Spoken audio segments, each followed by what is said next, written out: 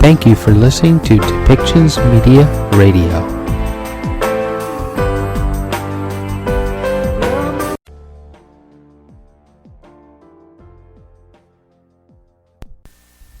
Welcome to Policy and Rights, the show about government policy and human rights.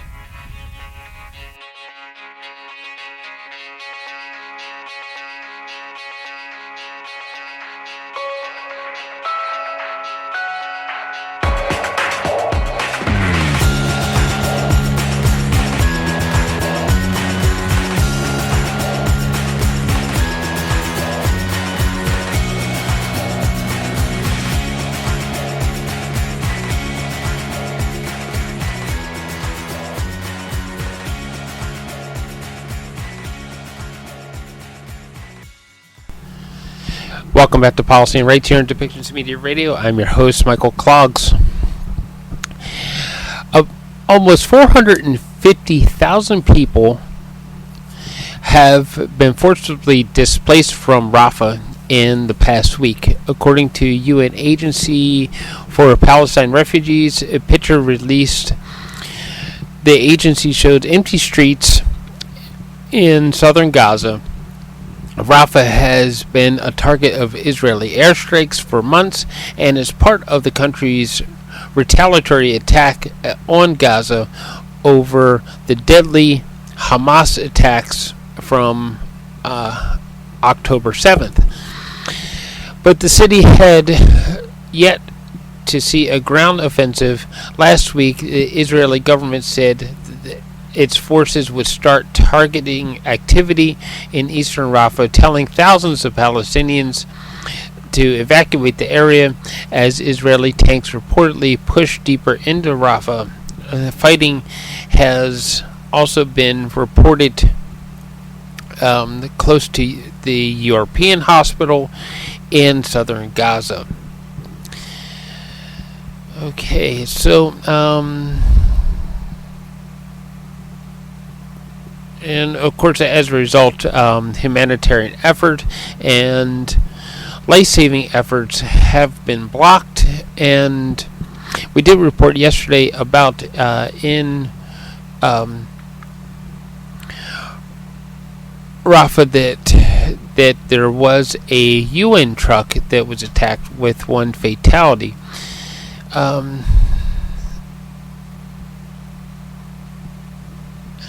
So there is a statement from Lebanon with concerns about what is actually happening in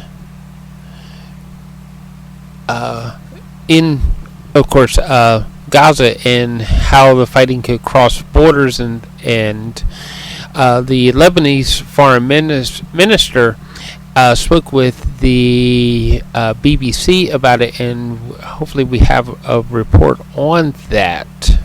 Okay. Lebanon fears that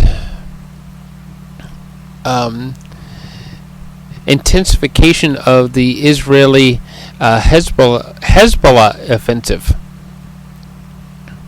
And Lebanon is worried about Israel might intensify its offensive against Lebanon based on the Shia militant group Hezbollah, and the country's foreign minister has said as the conflict between the two sides escalate along the border, and Israel and Hezbollah have exchanged nearly daily strikes and counterstrikes since October, when the Hezbollah launched rockets at Israel in support of the Palestinians in Gaza, and the day after the deadly Hamas attack on Israel. Violence has killed civilians, Israeli soldiers, Hezbollah fighters led to displace tens of thousands of people on both sides of the border. So, okay, so a speech from Anthony Blinken, a U.S. Lawyer and diplomat in Ukraine, Blinken sought to reassure Ukrainians with direct-to-camera message, "You are not alone. We are with you today, and we will stay by your side." Some other quotes. He noted his visit was at a critical moment amid fresh offensive, which he said had been aided by North Korea, Iran, and China. He described the Ukraine's recent mobilization reforms as a difficult decision but necessary one. And he also crediting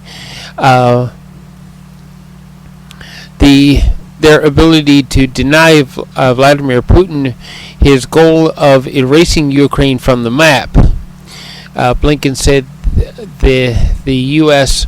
would continue to stave off that possibility, including by bringing Ukraine closer to and then into NATO. So Blinken trying to give the Ukrainian people some glimmer of hope in their campaign against Russia. And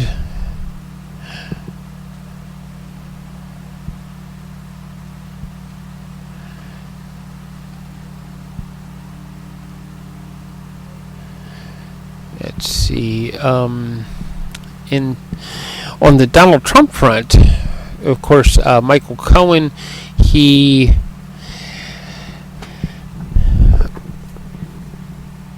had his day in court with testifying against Donald Trump and describing some of the things that he did for his former boss. And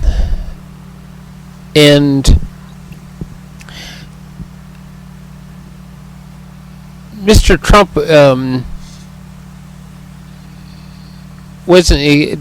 doesn't seem to be exactly too happy about how the court case is actually going. Mr. Trump's former lawyer Michael Cohen, as he spoke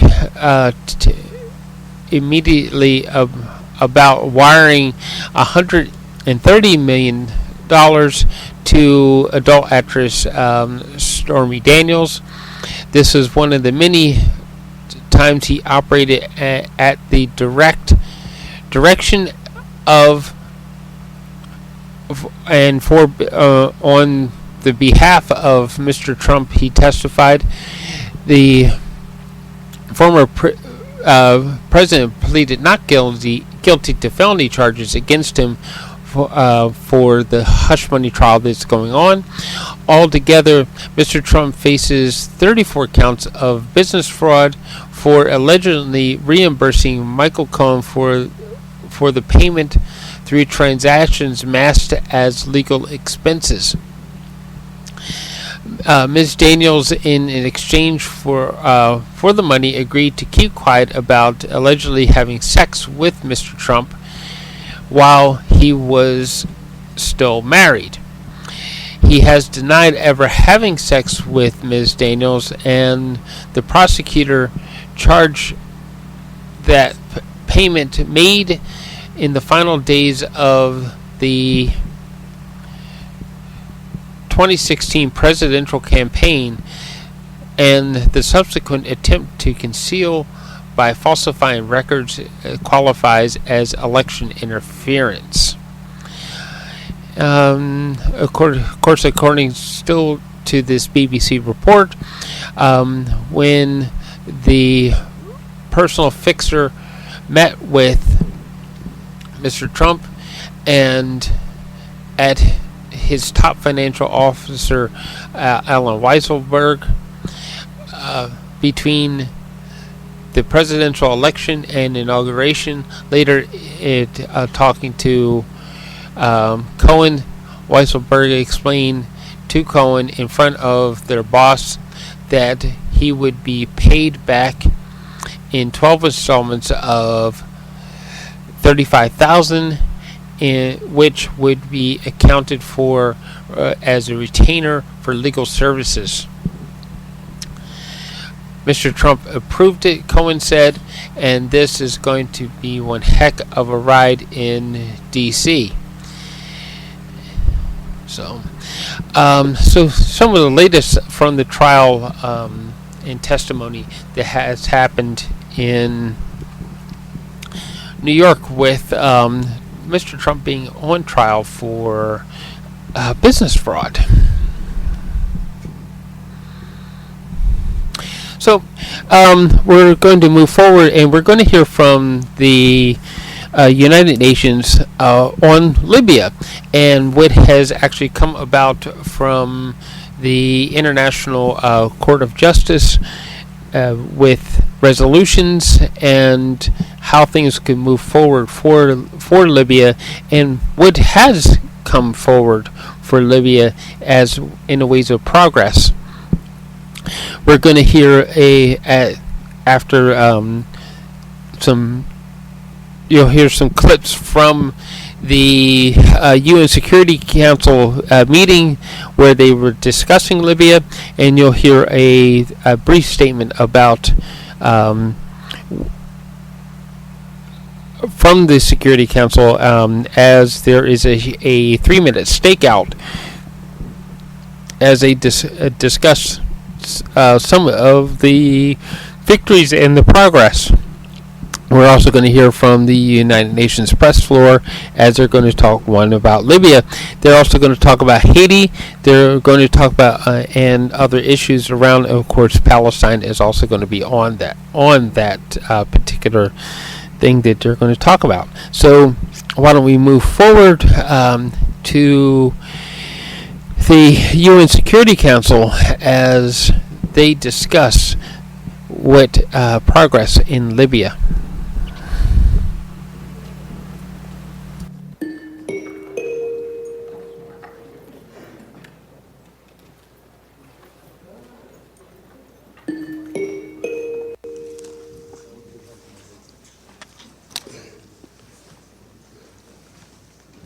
The 9,624th meeting of the Security Council is called to order. The provisional agenda for this meeting is the situation in Libya.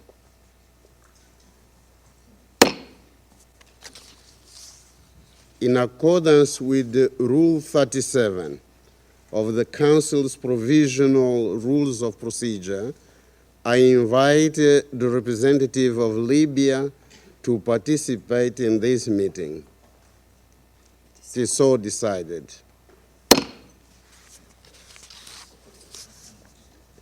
In accordance with the Rule 39 of the Council's Provisional Rules of Procedure, I invite Mr. Karim Khan, prosecutor of the International Criminal Court, to participate in this meeting. It is so decided.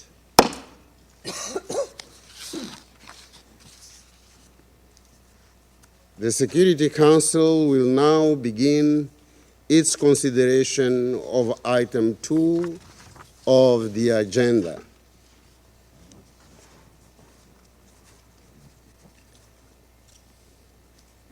I now give the floor to Prosecutor Karim Khan. Mr.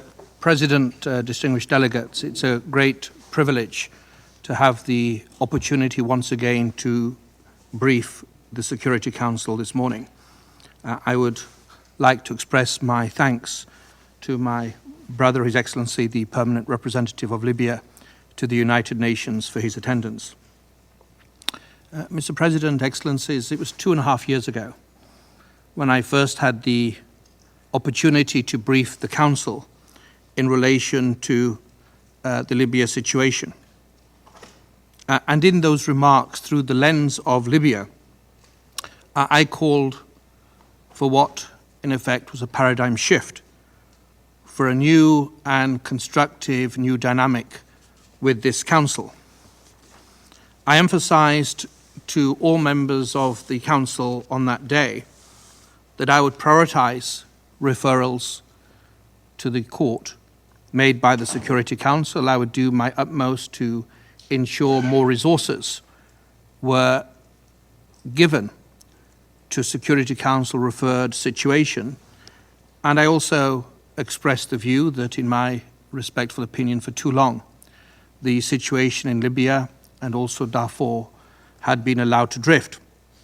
And I was committed to use my best efforts with the excellent colleagues that work in the office to change things, to bring a new dynamic, and to give impactful, credible results that we could show to the people of Libya, the victims in Libya, and also to the Security Council. And it was 6 months after that initial briefing that I outlined and presented a renewed strategy in relation to Libya. I detailed 4 key lines of inquiry that we would take forward in order to deliver meaningfully. And I set out publicly benchmarks that would be applied to our work so we could collectively measure progress being made towards justice and accountability and the rule of law. And we could also candidly discuss challenges that we could address together. It's my respectful view that over the last 18 months, we have indeed reinvigorated this work, and we have set a basis for the successful realization of the objectives I set out in the strategic vision I detailed in April 2022.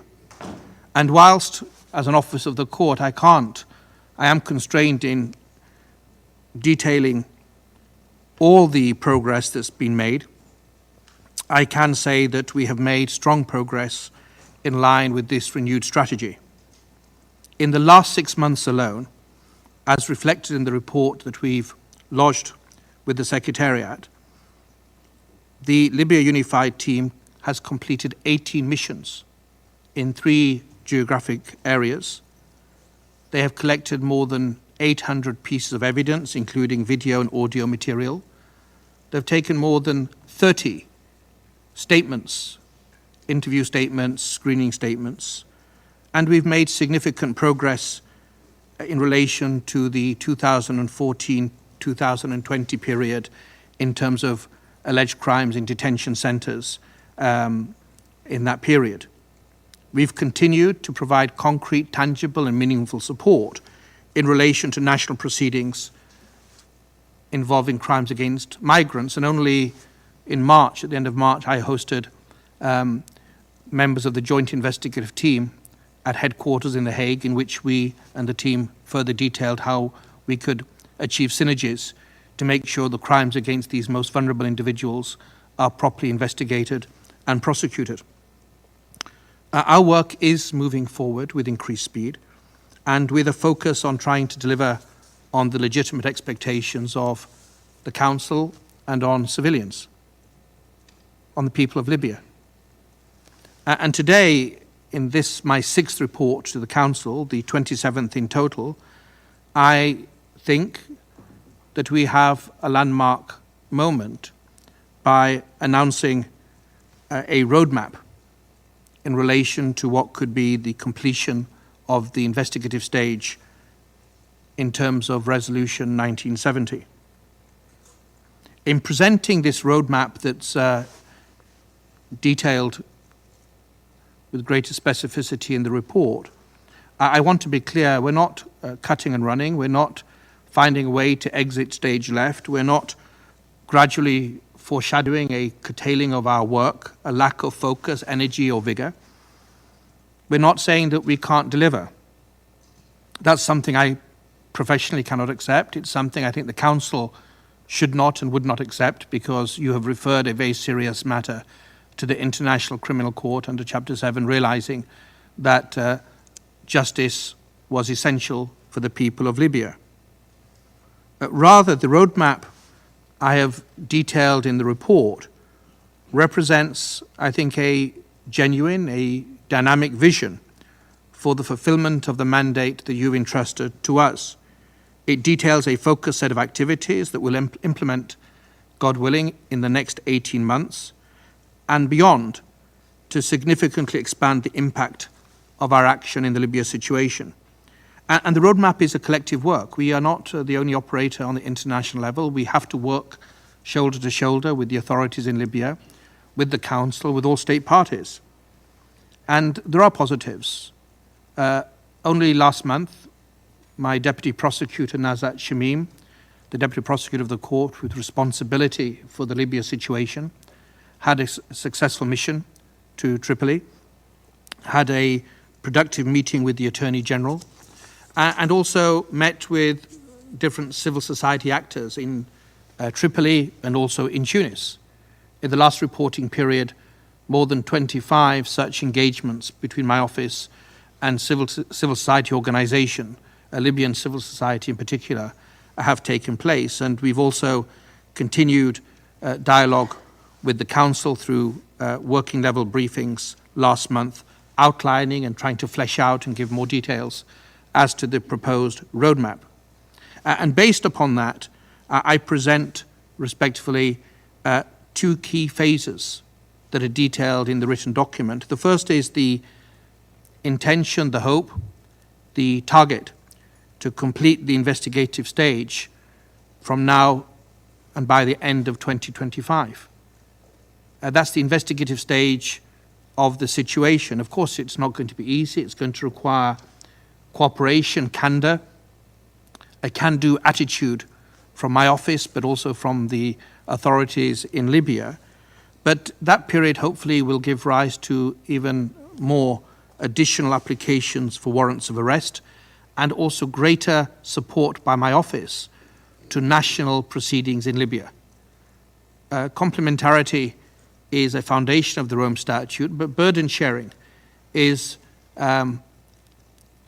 linked to that principle of complementarity, trying to understand from the Libyan colleagues, the Libyan Attorney General, where their problems are, and trying to forge ahead with this principle that the rule of law can be effective and must be applied equally.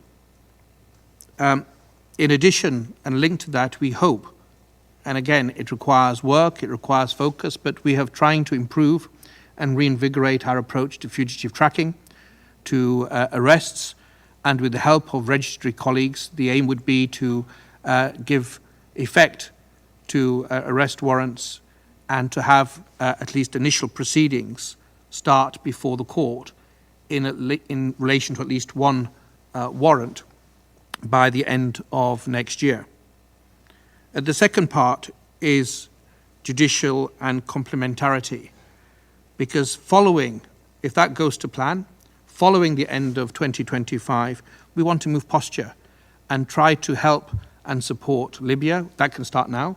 Technical assistance, burden sharing, trainings, know-how, use of artificial intelligence, technology, and technical skills of building these types of cases, and focus, again, with Libyan colleagues on arrest and tracking.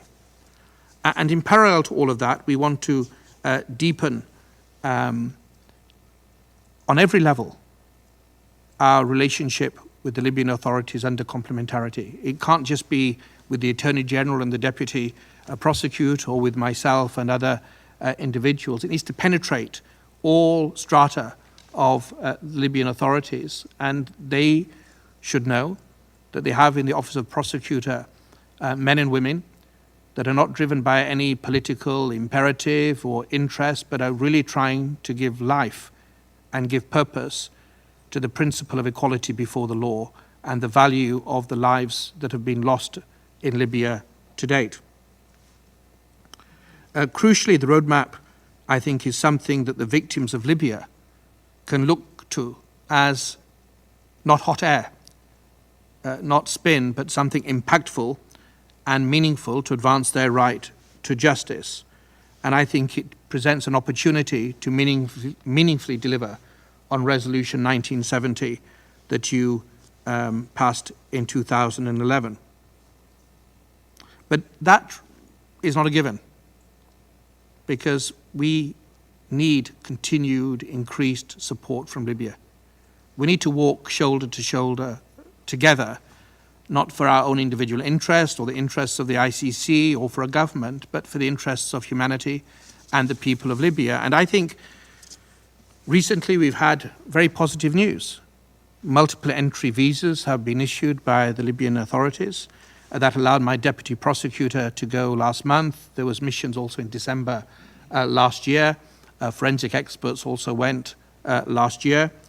The meeting between Deputy Prosecutor Nazat Shamim Khan and His Excellency Al-Sadiq Al-Saud, the Attorney General, I think was extremely important, particularly with regard to burden sharing and being candid in terms of what we can do and the mutual roles of the authorities and the ICC, and starting and deepening a dialogue that will strengthen not only the rule of law, but hopefully we can work and help strengthen together the Attorney General's office as well, if that is something the Libyan Authority wish to avail themselves of, that cooperation and technical assistance.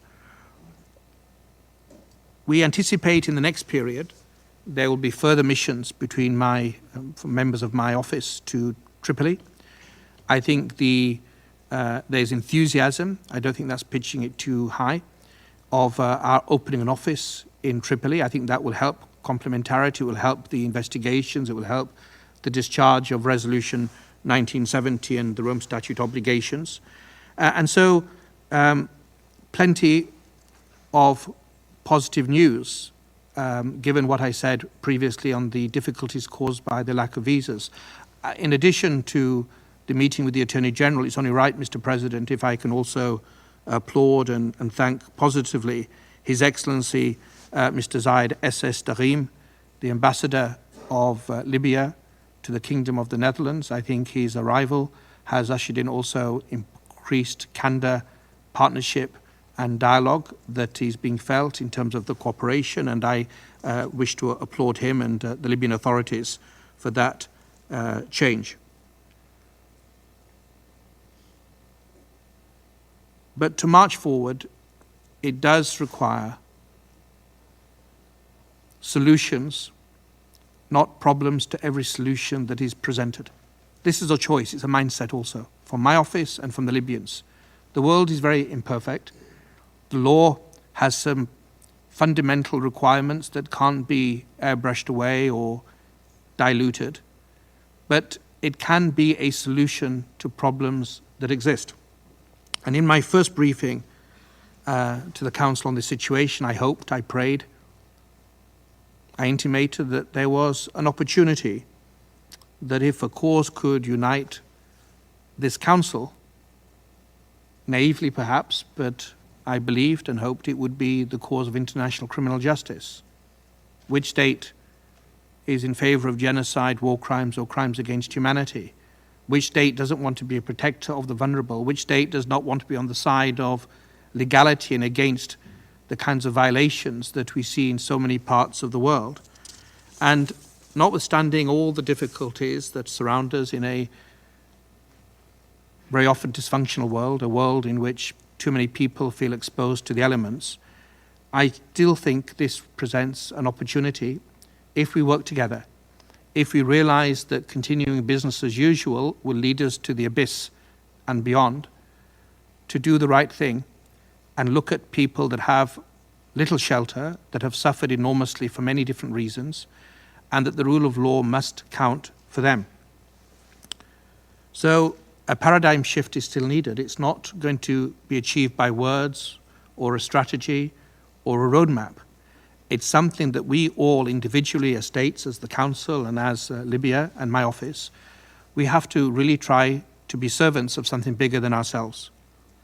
If we can allow the law to breathe at this moment, if we can recognize that different states and different interests have certain situations that are politically difficult for them, but realize that there is value in an international criminal court that is not part of the political discourse, but is trying and endeavoring to be blind to the noise, deaf to the noise, but applying something that should be pristine and valuable, which is a yardstick of human conduct that should bind us all to keep us away from that abyss that I mentioned. It could yet be a moment of reawakening to change direction, because otherwise, when one looks at Libya, when one looks at other situations in the world, whether it's Ukraine or whether it's Palestine or whether it's the Rohingya or whether it's any other place one wishes to look at, we see issues. And so this is the time, I think, for the law to be allowed to breathe, as the Council has found, as a precondition for stability and international peace and security, which are direct responsibilities of the Council.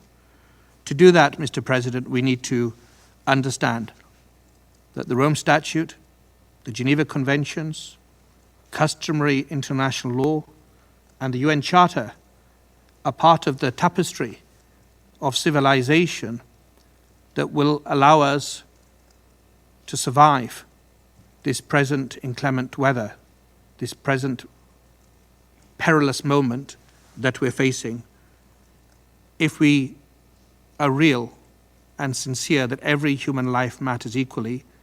The rule of law must apply in Libya as it must in every other situation. We can only do that with your help, your support, your solidarity for something otherwise that can be rendered irrelevant, but something that can't, and that is the law. So, Mr. President, thank you so much for the opportunity. I always remain ready and willing to engage with the Libyan authorities and also this Council. Thank you. I thank Prosecutor Khan for his important briefing. I now give the floor to those Council members who wish to make statements. I will give the floor to the representative of Switzerland. You have the floor. Monsieur le Président, la Suisse... Mr. President, Switzerland would like to thank the prosecutor for his briefing and for presenting his 27th report on the situation in Libya, pursuant to the mandate included in Security Council Resolution 1970. This report is of particular importance as it addresses not only the progress made in recent months, but also future prospects, notably by proposing a roadmap for the completion of the office's investigative activities on the situation in Libya. Allow me to highlight 3 points. First, the steady and significant progress made in implementing the renewed action strategy are important milestones on the road to accountability in Libya. Switzerland notes with interest the progress made in the 4 lines of inquiry. The progress made in the collection and analysis of evidence concerning crimes committed in detention centers, as well as the assistance provided to third-party states in their national trials relating to crimes against migrants, deserve particular mention. We also appreciate the emphasis placed on psychosocial support for victims and medical and security assistance for witnesses in collaboration with local authorities. Secondly, the development of a roadmap to complete the investigation phase testifies to the Bureau's to the Office's commitment to pursuing its activities with clear and precise objectives. It is nevertheless essential that the implementation of any completion strategy be closely consulted on with all stakeholders, including victims and survivors. We note that planning for the completion of investigations does not mean a reduction in the Office's activities, but rather an intensification of investigative efforts.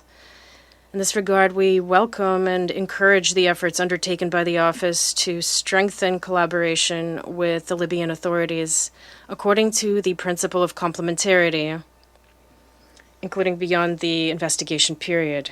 Thirdly, cooperation is key to enabling the court to fulfill its mandate. We take note of the granting of visas and the various visits and substantive exchanges that took place during the period under consideration with the Libyan authorities, and in particular with the Libyan Prosecutor General. We hope to see a continuation of efforts in this direction pursuant to Resolution 1970. We welcome the office's extensive cooperation with third-party states, particularly with regard to crimes against migrants. We also stress the importance of effective and useful collaboration with civil society, affected communities, and victims. We reiterate our grave concern about the restrictions imposed on civil society in Libya. Mr. President, the court can only fulfill the mandate we have entrusted to it if it enjoys strong support. We reaffirm our unconditional support for the court as an independent and impartial judicial institution and pledge that we will continue to implement our cooperation obligations under the Rome Statute. We reiterate our commitment to uphold and defend the principles and values enshrined in the Rome Statute and to preserve the integrity of the court, undeterred by any express threats or measures taken against it, its officials, and those who cooperate with it. We call on states to refrain from exerting any form of pressure and insist that all attempts to obstruct, intimidate, or unduly influence court officials must cease immediately. We recall that such attacks on the administration of justice are prohibited by the Rome Statute. By fulfilling its mandate, the court makes an important contribution to lasting peace and reconciliation. It is our common responsibility to ensure that it can effectively deliver justice. Thank you. I thank the representative of Switzerland for their statement. I now give the floor to the representative of Japan. Thank you, Mr. President. I thank Prosecutor Khan for briefing us on his 6th and 27th in total report on the situation in Libya. I also welcome Ambassador El Soni, permanent representative of Libya, to today's meeting. It has been 13 years since this council referred this case to the ICC. The court has engaged in investigations not only with regard to the 2011 violence, but also on issues with detention facilities, crimes related to the 2014-2020 operations, and crimes against migrants under the mandate of Resolution 1970. Japan appreciates these investigative efforts by the ICC and supports the prosecutor's belief that these efforts should not be viewed as never-ending stories. Realizing the objectives of the mandate set by the Security Council is critically important in the current international political landscape. In this regard, Japan welcomes the roadmap towards completion of the investigative phase in relation to the situation in Libya. We take note that the roadmap includes a significant activity plan for the next 18 months, including the ICC's intensified support for multiple prosecutions in domestic courts. We would also like to highlight that this roadmap also covers the court's continuing role in the judicial and complementary phases even after the completion of the investigation at the end of 2025. At the same time, we would like to recall that the humanitarian and human rights situation in Libya remain distressing amid rising instability in the region. The Security Council press statement issued earlier this month emphasized the importance of providing a safe environment for civil society organizations. In this context, it is important to ensure that the ICC works closely with affected communities and deepens partnership with state, civil society, and regional and international organizations during the process of completing the investigative phase in order to achieve accountability for the people in Libya. We also stress the critical importance of continued and substantial engagement with these groups, including victims, during the next phases of the judicial and complementary processes to realize justice, even given the political stalemate.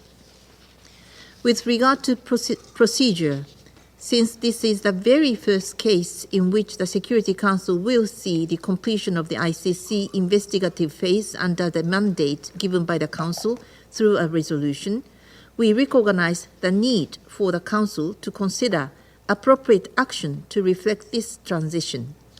This may include consideration of the reporting requirements of the Prosecutor's Office after 2025.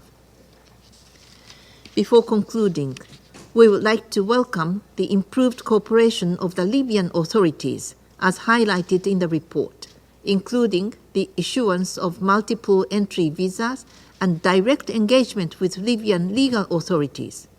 We also take note that the roadmap for completion was developed in consultation with the Libyan authorities and express our hope that cooperation and efforts for complementarity will improve as laid out in the roadmap. The successful completion of the investigative phase should serve to improve justice under the rule of law and push forward the fight against impunity. As prosecutor concluded his briefings, rule of law must apply in Libya as well as elsewhere in the world. Japan always stands ready to support the court to fulfill its critical role. I thank you.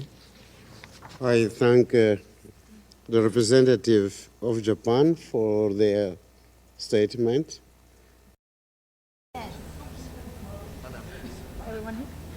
Dear representatives of the press, a warm welcome. We would like to make this statement on behalf of the members of the Security Council that are states parties to the Rome Statute of the International Criminal Court, the ICC, Ecuador, France, Guyana, Malta, the Republic of Korea, Sierra Leone, Slovenia, the United Kingdom, and our own countries, Japan and Switzerland.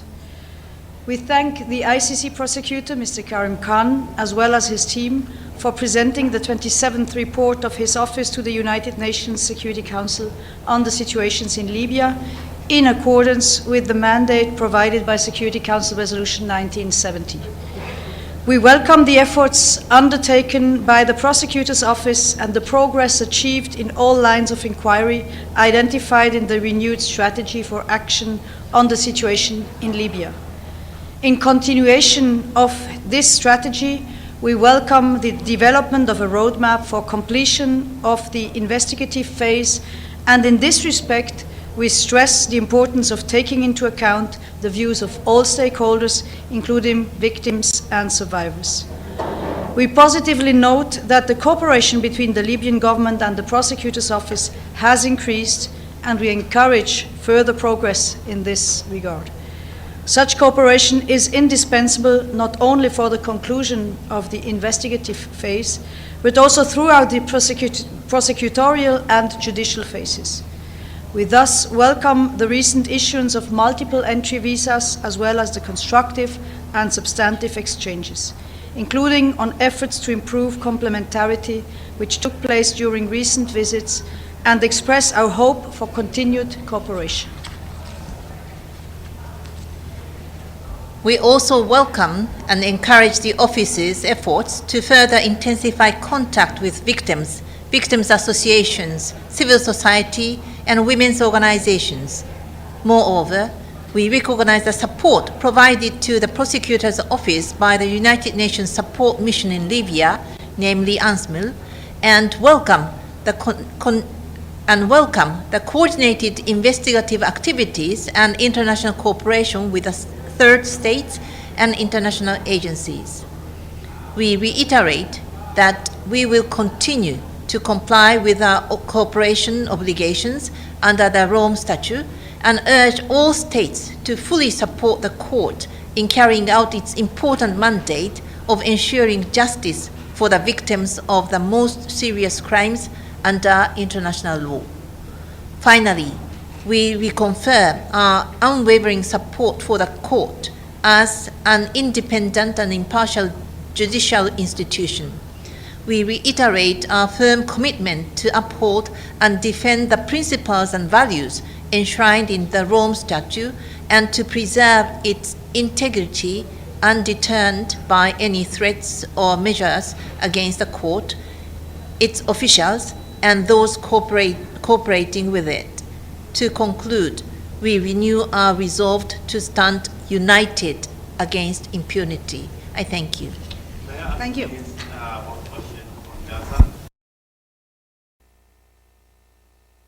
Will deliver remarks to the summit, and he's expected to have several bilateral meetings with leaders attending the summit. Discussions will mainly focus on the situation in Gaza and the wider region.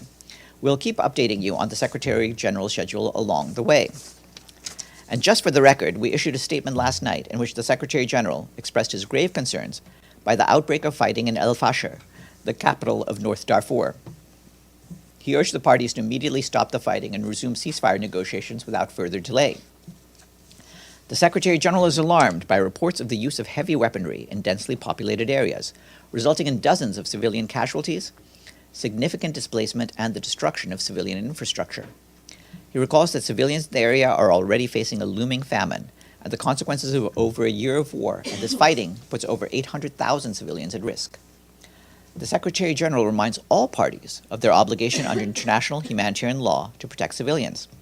He also requests that all parties facilitate safe, rapid, and unimpeded humanitarian access to all civilians in need in El Fasher, across Darfur and Sudan.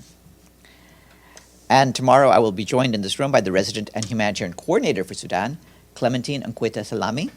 She will provide you with more details on the humanitarian situation in the country.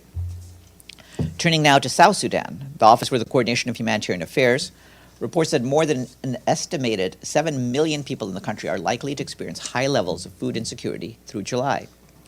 According to OCHA's latest report, at least 79,000 people are at risk of catastrophic levels of hunger, mostly in locations affected by conflict, economic crisis, and climate-related shocks. Our humanitarian partners are also mobilizing support for people displaced by intercommunal fighting in Tamburas County in western Equatoria. An estimated 26,000 people have fled so far, and most residential areas around Tambura town are deserted. For their part, our peacekeeping colleagues are closely monitoring the situation in Tambura. To deter further violence, the UN mission in South Sudan had immediately deployed additional peacekeepers to reinforce the site. The mission reports that they have also tripled the number of daily patrols. Currently, about 200 Blue Helmets are conducting daily patrols to provide security to the local population. Our colleagues in South Sudan also continue to engage with community leaders and political parties at the national and local levels to peacefully resolve any issues and reduce intercommunal tensions. Meanwhile, the influx of returnees and refugees from the conflict in Sudan continues to strain already limited services at border points and in host communities. Since the war in Sudan began in April of last year, at least 670,000 new arrivals have been registered in South Sudan, 80% of them returnees. And just to flag that this year's humanitarian appeal for the country remains severely underfunded, which is challenging response efforts. Just 11% of the $1.8 billion required has been received to date, some $195 million. From Haiti, the Office for the Coordination of Humanitarian Affairs has an update about the impact of the attack by armed groups that we mentioned yesterday. It took place in Gressier, south of the capital, Port-au-Prince. According to the first assessments conducted by humanitarian organizations, the May 10th attacks in Gressier have displaced some 4,400 people. Nearly three-quarters of them are now sheltering with host families, with others seeking refuge in 7 makeshift displacement sites. This brings the total number of people newly displaced in Port-au-Prince in the past 2 weeks to nearly 10,000. More assessments are being carried out, and OCHA is liaising with its partners to coordinate the ongoing response. UNICEF and its partners have reached more than 50,000 displaced children and families impacted by attacks since late February through their mobile clinics in Port-au-Prince. Karim Khan, the prosecutor of the International Criminal Court, briefed the Security Council on the court's work concerning Libya. He told the council there was enthusiasm for the prosecution to open an office in Tripoli. He added, however, that a paradigm shift is still needed and the rule of law must apply in Libya. And this afternoon, the Security Council will hold a meeting on Ukraine. Lisa Doughton, the director of the Financing and Partnerships Division of the Office for the Coordination of Humanitarian Affairs, is expected to brief council members. Thank you. The Undersecretary General for Peace Operations, Jean-Pierre Lacroix, is in Qatar, where he engaged today with government officials to discuss peacekeeping-related matters as well as mine action. Tomorrow, Mr. Lacroix will arrive in Afghanistan, where he will raise awareness on the impact of explosive ordnance, including on Afghan communities. He will be in the country until the 17th of May and will be accompanied by the Director of the United Nations Mine Action Service, Eileen Cohn. Mr. Lacroix also aims to explore avenues for effective strategies to clear explosive ordnance from Afghan communities. Afghanistan's people are threatened by mines, and 81% of the 821 explosive ordnance casualties reported in Afghanistan between January 2023 and March 2024 were children. The personal envoy of the Secretary General on Cyprus, Maria Angela Holguin, has this week concluded her third visit to the island, as well as visits to Ankara and Athens. As she informed the media on Cyprus on the 13th of May, she will soon begin to prepare her report to the Secretary General with her findings and will discuss with him the way forward. In the meantime, she continues her efforts to search for common ground. This morning, the Secretary General addressed by video message the annual meeting of the Economic and Social Council Operational Activities for Development segment. He said that we stand at a pivotal moment in our journey towards the 2030 deadline for the Sustainable Development Goals, adding that the UN development system, led by resident coordinators, is critical to getting us there. Last year's SDG summit called for a rescue plan, and the UN is shifting gears to accelerate action. We are supporting the capacity development of countries, including efforts to strengthen policy and regulatory environments. At the same time, the Secretary General told member states that he is deeply concerned about the system's funding, adding that securing sustainable and predictable funding is his main priority for the system this year. And last, we're getting regular budget dues today from two of the world's landlocked nations. We're fortunate to have two checks, one from the smallest landlocked country, one of the smallest landlocked countries in Europe, at approximately 468 square kilometers. Any guesses? What? You're right. Who said Andorra? You are going to get the first question today. And now we'll battle for the second question.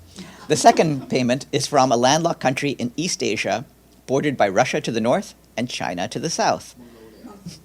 That was an easy question. Who said that one? Both of us. All right. I'll give you second and third respectively then. Okay. Yes, you're absolutely right. That is Mongolia. We thank our friends in Andorra la Vella and Ulaanbaatar for taking us to 110 fully paid up member states. And as I promised, Abdelhamid.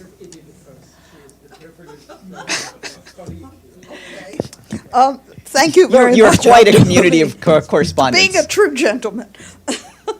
Farhan, yesterday you said that 360,000 Palestinians had fled Rafah. I believe you said just now that it was 450,000? Yes, those are the figures from the Relief and Works Agency, UNRWA.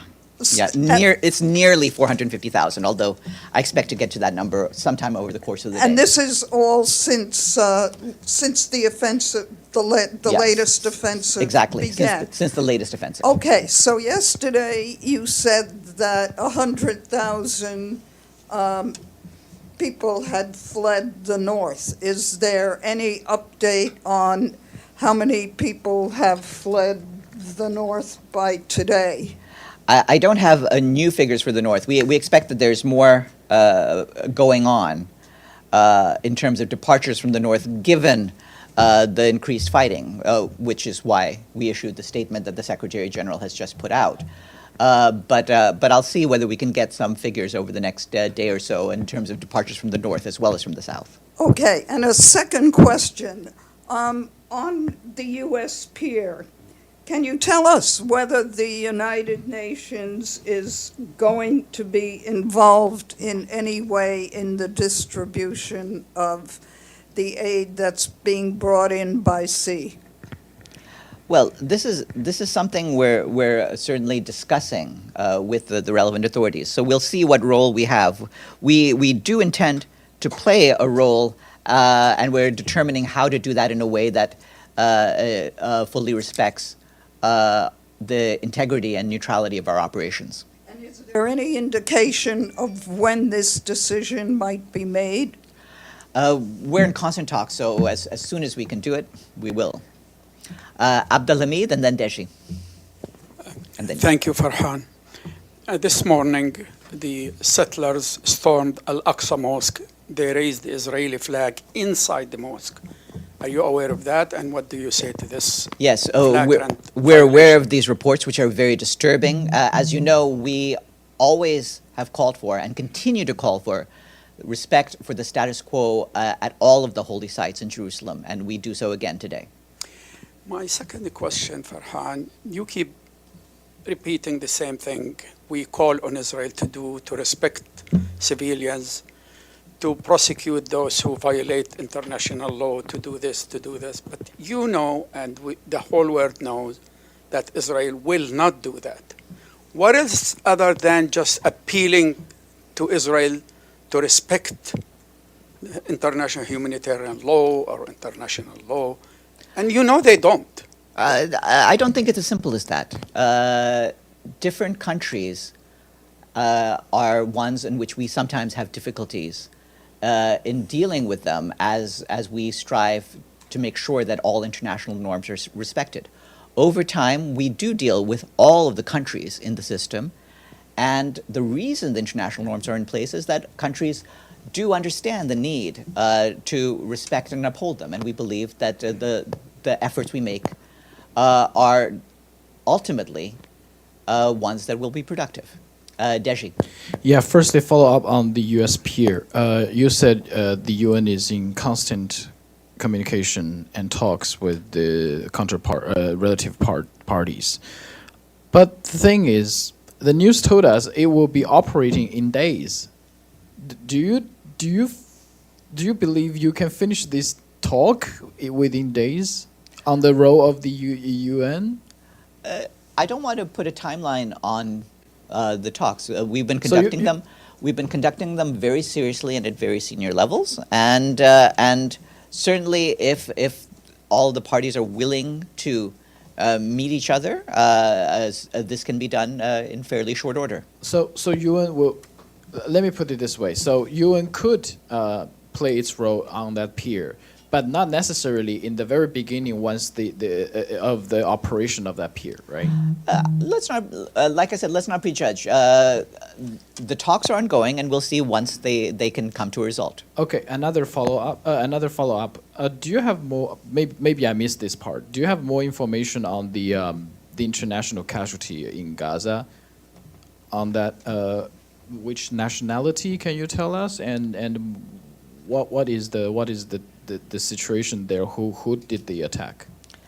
At this stage, regarding who did the attack, I can't. I can't really say that. What I can tell you about, in terms of determining responsibility, is that the UN has established a fact-finding panel.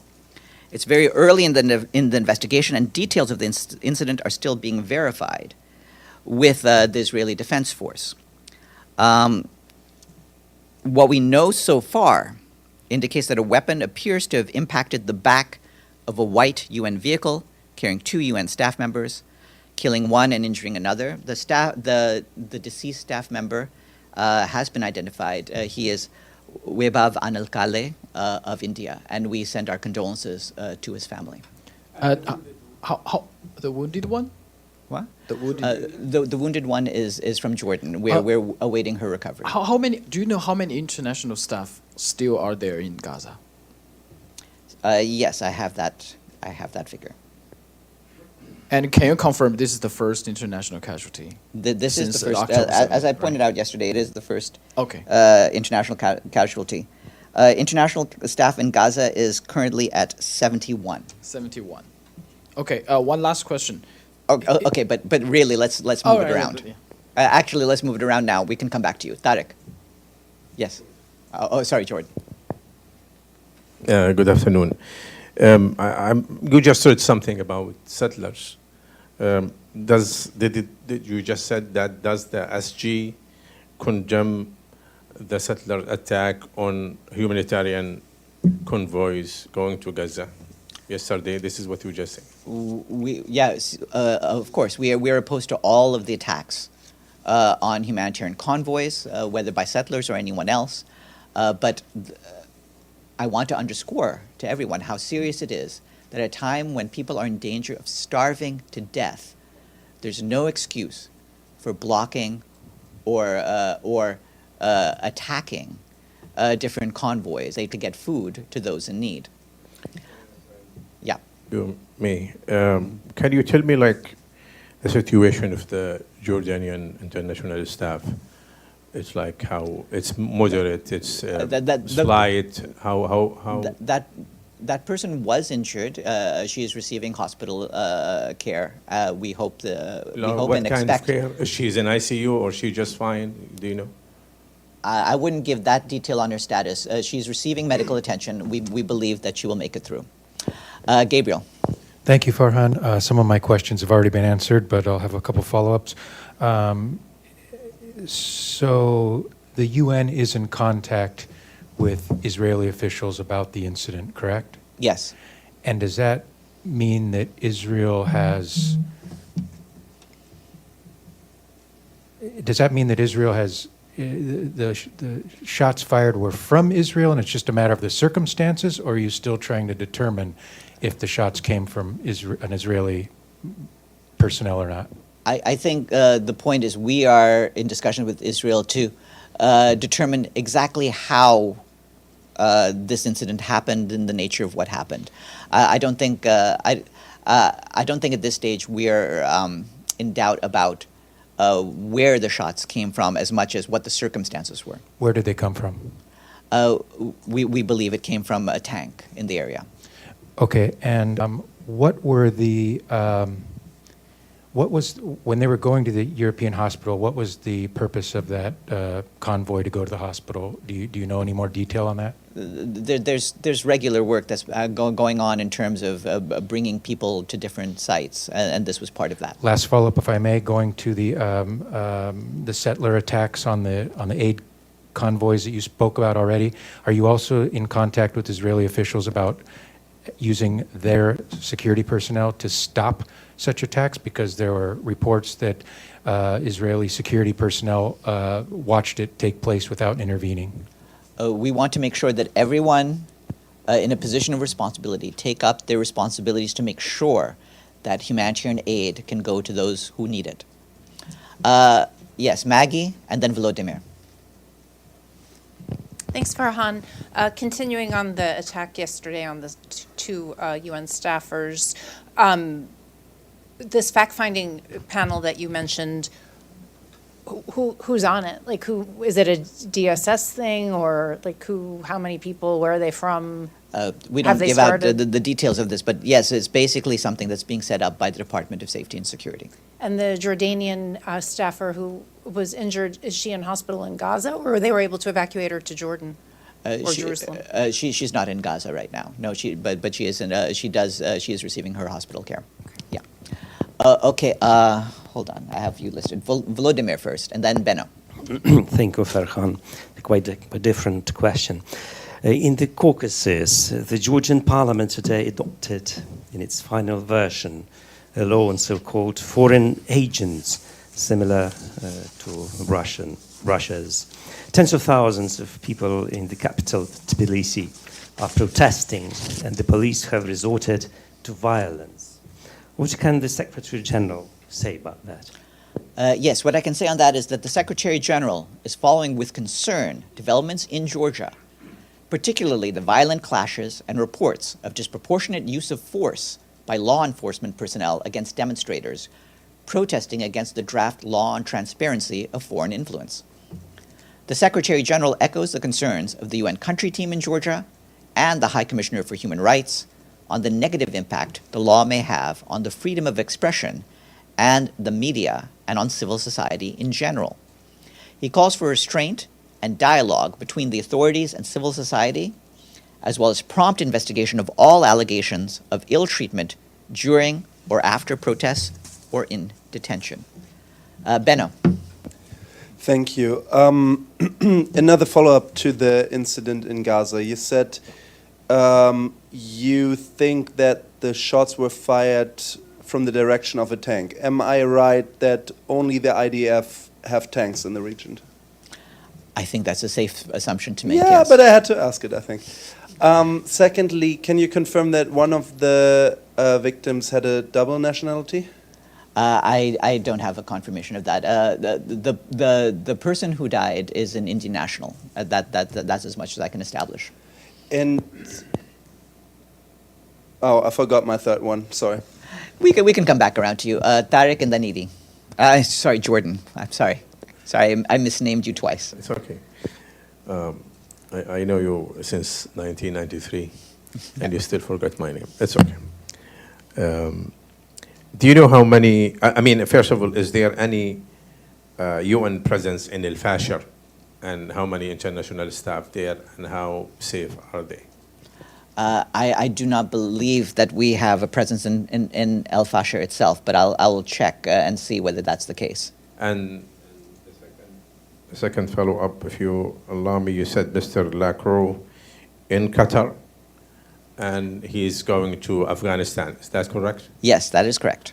And can you tell us how he's going to Afghanistan? Is it commercial flight, or how he's going there? We don't give out detailed travel arrangements, but yes, we expect by plane. Yes, Edie. Thank you, Farhan. On the issue of fuel getting into Gaza, is there any update on how much is left and whether any fuel trucks have managed to get in today? As far as I'm aware, there's been no transit of fuel trucks today. We've had a small amounts of fuel, but we've been rationing it. Hopefully, I'll try to provide an update for you by tomorrow in terms of whether we can get more fuel in. Deji. Just a quick follow-up with the immediate question. Do you have any trucks today entering Gaza from the UN? I didn't receive any information on new fuel trucks going in. Other humanitarian deliveries? Put it this way, as far as I know, Rafah as an opening is closed. There's been problems getting aid through in Kerem Shalom in a way that we can transit it outwards. So right now things are at a standstill. Areas? It's north. There may be some activity at areas, but I'm not aware of it. Abdulhamid and then Maggie. Thank you. I have a question on Karim Khan's speech.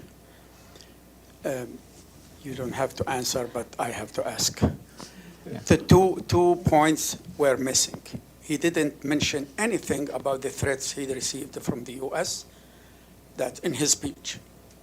In his right of reply, he mentioned that because he was asked about it. And second, he did not mention whatsoever what's going on in Gaza.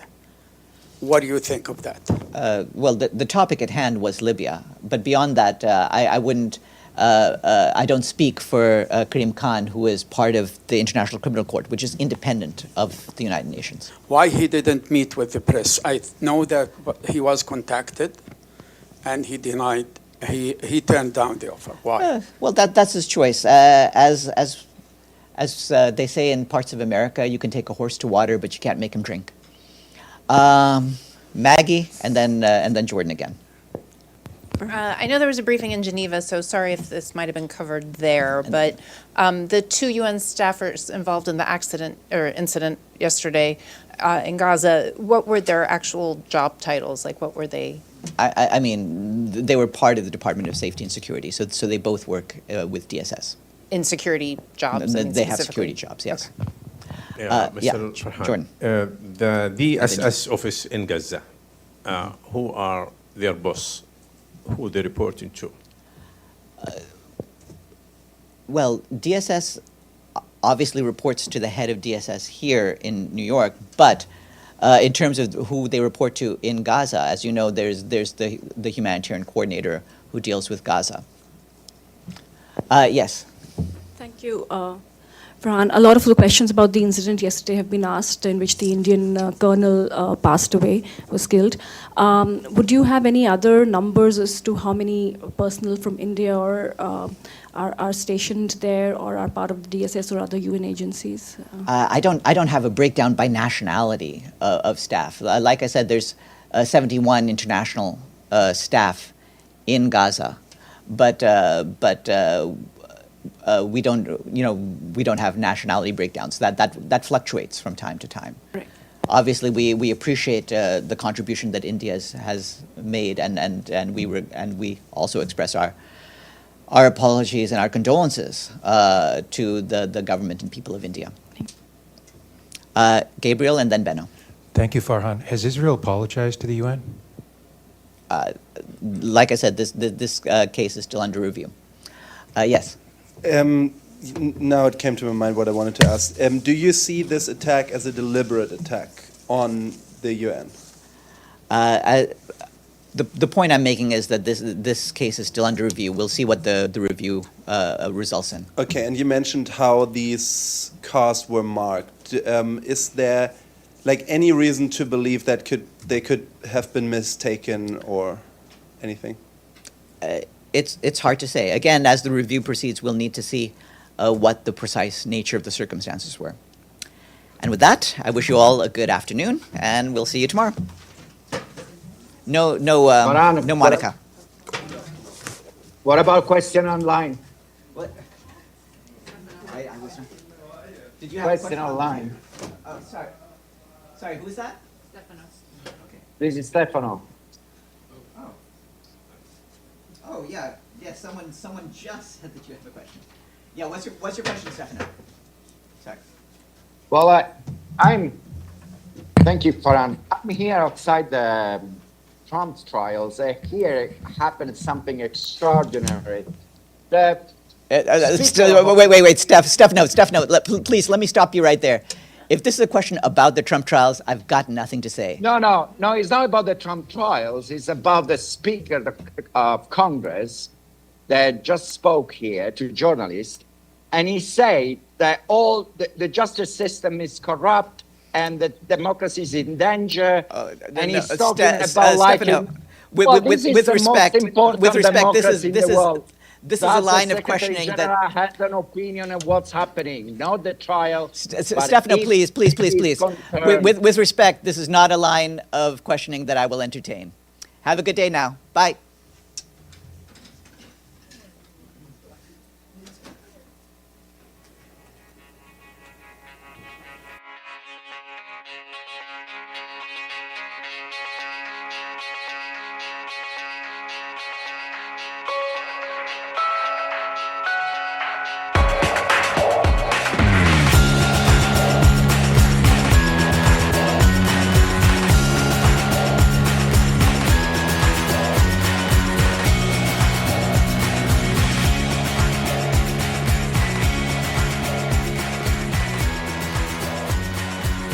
This show has been produced by Depictions Media. Please contact us at depictions.media for more information.